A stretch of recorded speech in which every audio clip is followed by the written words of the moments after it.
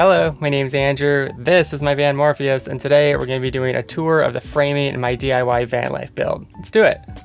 Alright, so van life framing actually can be pretty overwhelming. I was really stressed out when I started this project way back last year because there's just so much to think about, and when you're doing it for the first time, you can't really visualize, the whole van build, and it's hard to do it in design software as well. So something that was really helpful for me is just starting with like one object, like the biggest thing that's going to be in your van. For most people, that's a bed. If you're shorter, you can do the kind of like crossways design depending on which van you have.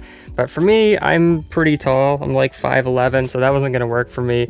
But I ended up doing something kind of similar because I was going to put my desk going across here, starting right there. And so it's kind of bed-like, but it takes up a little less space, which I liked because it's only about 25 inches. And then I have like this small kind of foldable bed, which I can stow somewhere else, which is nice, kind of frees up the layout.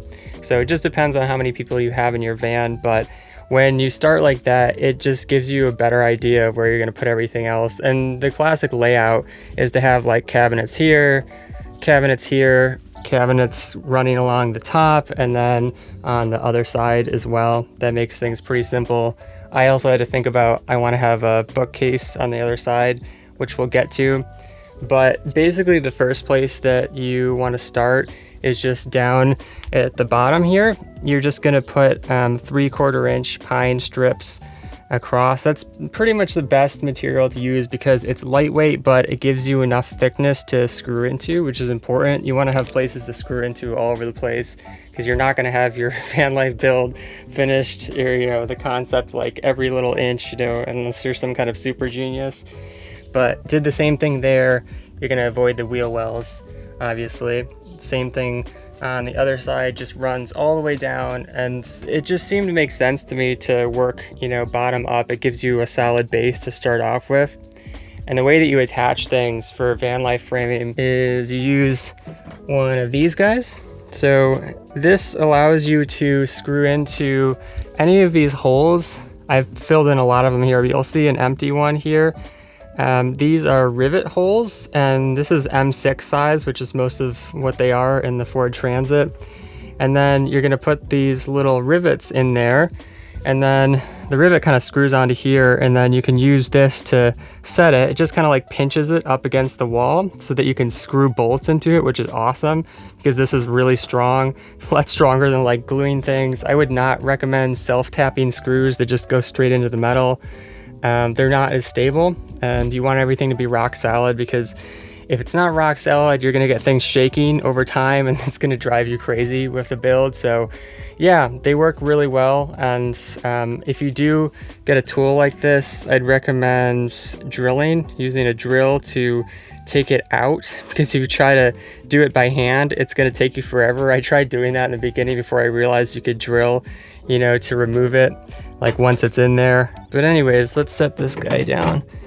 And once you've got the bottom row set, then you can go along and do the second one. But something I would think about even before that is like where you want your cabinets to be. For me, I'm pretty tall, so I set my third level fairly high so that like if I'm working at the kitchen, I can just stand here and not feel like I'm reaching way down.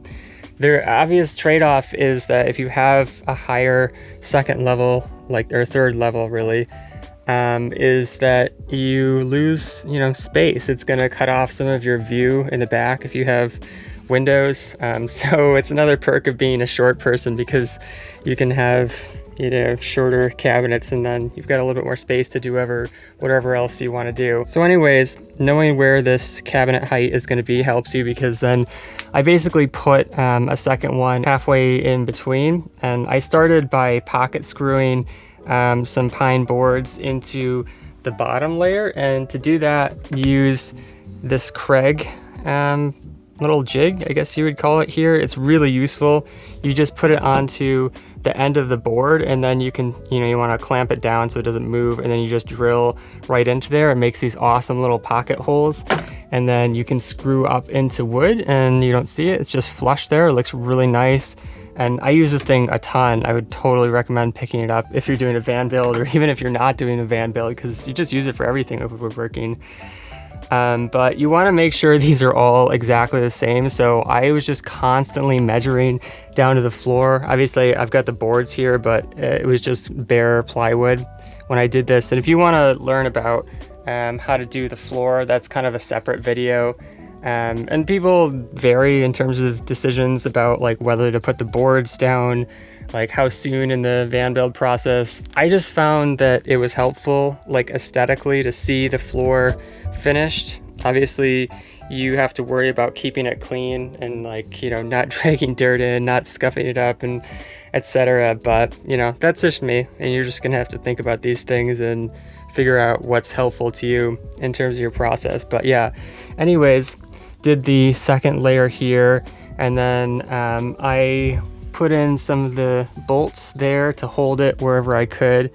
And if you need a bolt or rivet where there isn't a pre-existing hole, you can just drill it using a larger drill bit for metal, and then you'll have an extra hole that you can put one of those rivets into. So you can basically put them anywhere that you want to, which is really awesome. So in terms of the second level, what I did is I put this one in, and then I put the one on the end, and then that made it really easy to make sure that it was level, you know, and then I put in the other one here, and then there, you know, just wherever. I think it was about 16 inches in between, something like that. But I have seen people do where they'll do like the vertical way first, but I think this way is much better because it's kind of like supported. You have the bottom one, and then this is sitting on the bottom one, and then this is sitting on this, which is, you know, it creates like a really nice load bearing setup. Whereas if you have the vertical ones, then you're going to be screwing boards in between them, and so that board is putting a lot of pressure on the screws, whereas this isn't. It's just resting on the board itself, so the screws aren't really having to hold anything other than just keeping it from moving back and forth. So that's my opinion. I think it's the best way to do it, and gives you a nice long horizontal to screw into for cabinets or whatever else. Once you get to this upper level though, things get a little bit tricky because you can see the van starts to go inward a little bit. Depends on what van you have. I've heard the ProMaster is a bit more square, but the Ford Transit has this sort of like angular thing going on, which is a bit of a pain in the ass, but I think the van looks cool overall, and I just like the Transit better. I think it's a better vehicle pretty much every way.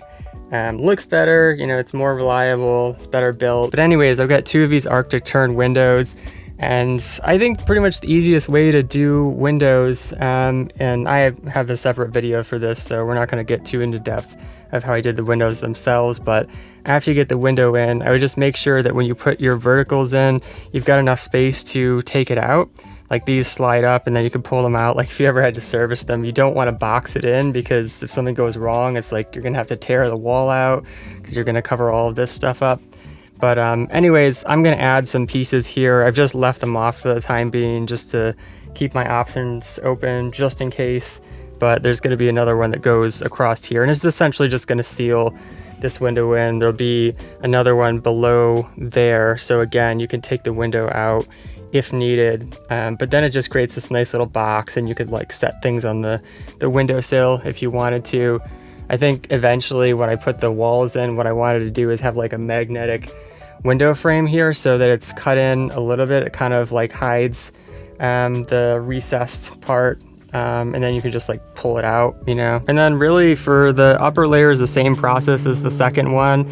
I just started with these. I made sure to measure them so that they're all exactly the same. You know, I went all along just to double check. It's always important to double and triple check with van life, because it's annoying having to, you know, lose wood, or if you get something all put together then it's like crooked and then you have to undo it, you know. So just like take your time. For these longer verticals here that go up to the top level, like I said, the van starts to bend a little bit, so you do have to cut these at a slight angle so that they go up. You may not even need to if it's pine, but I did. I found it to be helpful. And then for the top here, again, you just want to measure to make sure it's perfectly accurate. I think there is like a little crease that I fouled here or something, but I would still measure. I would not trust anything in a van, no matter what van you have, because everything is like at an angle and skewed, and like things that are supposed to be exactly the same are not exactly the same. It's really annoying. But yeah, for this long one, this is nice because you can just use one piece of wood all the way across. I think it's a 12-foot pine board, 3/4 again, and then you can just go into, I put a lot of rivets into here just to give it some strength. Obviously it's sitting on this, which is sitting on everything else, so it's got a ton of support already, but you know, the cabinets could potentially be heavy. One mistake I did make though is because this is angled here, I forgot to cut this board. I think I may have to take it down and just change the angle a little bit here with a table saw that you set the blade at an angle, because this is kind of coming down. It's not completely straight, so I don't know, I could shim it or I could change the cabinets when I finally put them in, but that's something to think about when you get to this level, is that you just want it to sit flush, you know, so just use angle measure tool, and that'll give you what you need there. For the ceiling, what I did is I used 3 thin pieces of pine that I ripped down, and then I put them into a mold like this, so it creates kind of like a nice angle. I've seen people try to use 3/4 and bend it, but they end up breaking it. Even 1/2 inch is too thick. I've also seen some people like soak the wood, and then that makes it easier to put up on the ceiling, but I personally think this is the best and easiest way to go about it. And if you want to know how to get the curve, it's pretty easy. What you do is you essentially just take one of these thin pieces that you make, and then you tie a string from here to the other end, and then you just press it up into the ceiling, and you tie the knot at the other end. It helps to have 2 people, you know, so one person can hold and the other person can tie at the other end, but it's possible to do with one person. And then that essentially gives you the curve. So you'll have this curved piece of wood between the string, and then you can use that to mark onto a thicker piece of wood like this, that you can then cut with a jigsaw or a bandsaw or whatever you want to do. And then you just glue the layers together essentially, and use larger clamps to hold it together for about 24 hours. And then voila, you've got your nice curved ceiling ribs, and they're kind of like permanently bent like that, so that it's not placing, you know, strain on the wood and causing it to crack over time.